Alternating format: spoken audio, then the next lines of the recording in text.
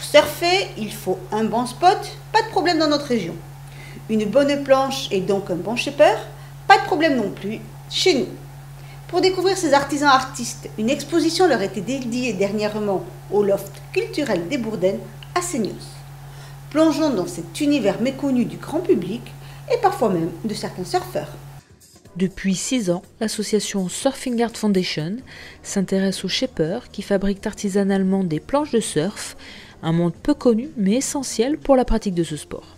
Nous, on est vraiment sur le côté travail du shaper. Donc, on met de côté le côté frame, show-off. J'ai la super belle planche qui brille, compétition, je suis le meilleur. On est vraiment sur la base. Sans planche, vous restez sur la plage. Vous pouvez avoir la meilleure combinaison, le meilleur short ou les plus belles paires de lunettes. Si vous n'avez pas de planche, vous n'allez pas dans l'eau, quoi.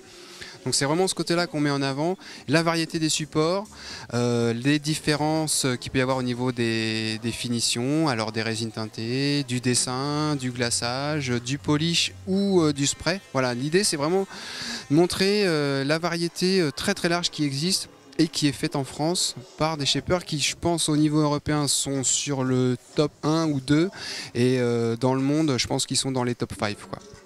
Plus qu'un salon, c'est une exposition où passionnés, amateurs et curieux ont pu découvrir une multitude de planches, des plus anciennes, avec celles de l'association Vintage Surf Club, aux plus modernes, fabriquées en lin, et admirer les techniques de fabrication des shapers qui façonnent des planches sur mesure, adaptées au type de surf à pratiquer et aux vagues à dompter.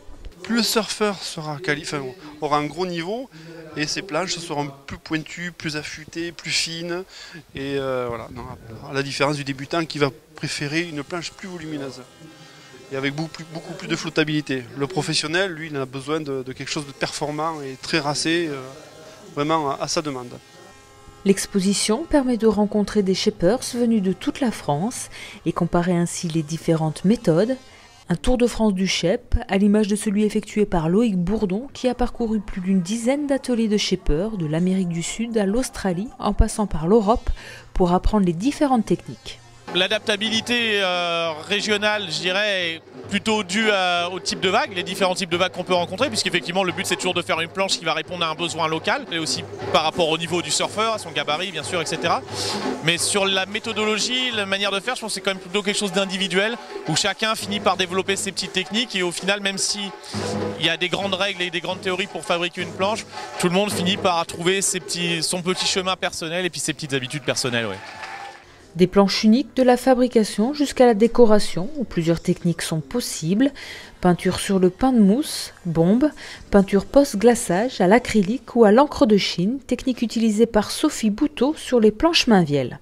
Je trouve ça hyper sensuel, c'est super agréable à toucher, ça glisse, il y a une forme, j'aime bien travailler sur des formes en particulier, donc j'aime pas la toile blanche qui vibre, ça me déplaît. Depuis l'âge de 16 ans, je voulais faire des snowboards et des skates que je faisais moi. Et je me suis retrouvée à faire ça, voilà.